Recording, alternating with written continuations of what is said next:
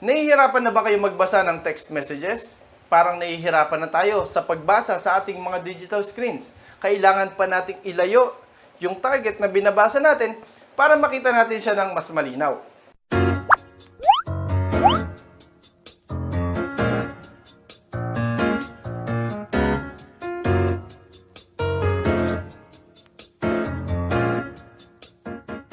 Magandang araw po mga ka-eyeball. Ako po si Doc Alan.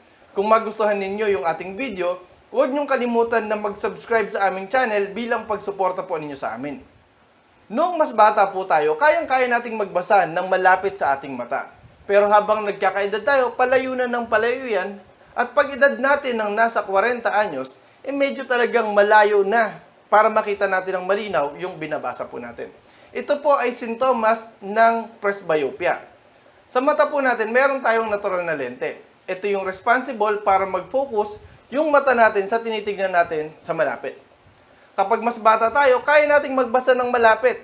Habang tayo nagkakaedad, nababawasan yung flexibility ng lente ng mata natin, kaya hindi na natin kayang magbasa ng medyo malapit. Kailangan ng ilayo ng konti para makita natin ng malinaw.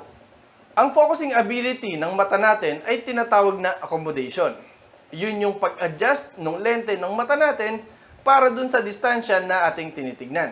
Kapag tayo ay nagkakaedad na, unti-unti nang nababawasan yung focusing ability ng mata natin, kaya kapag malapit yung target na binabasa natin ay hindi na natin siya mabasa.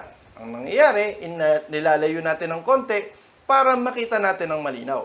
Kaya po natin nilalayo yung target na binabasa natin dahil nahihirapan na yung mata natin para mag-focus siya sa mas malapit na distansya. Para matulungan yung mata natin na makakita ulit ng mas malapit, ay kailangan natin gumamit ng tulong sa pagbasa. Maaring doble vista, maaring reading glass. Kapag nagsuot tayo ng tulong sa pagbasa, matutulungan na yung mata natin na makapag-focus ulit sa ganitong distansya, makikita na natin ulit ng malinaw yung ganito kalapit na tinitignan po natin. Diba kapag bago po yung salamin ninyo, makakabasa na ulit kayo ng ganito kalapit.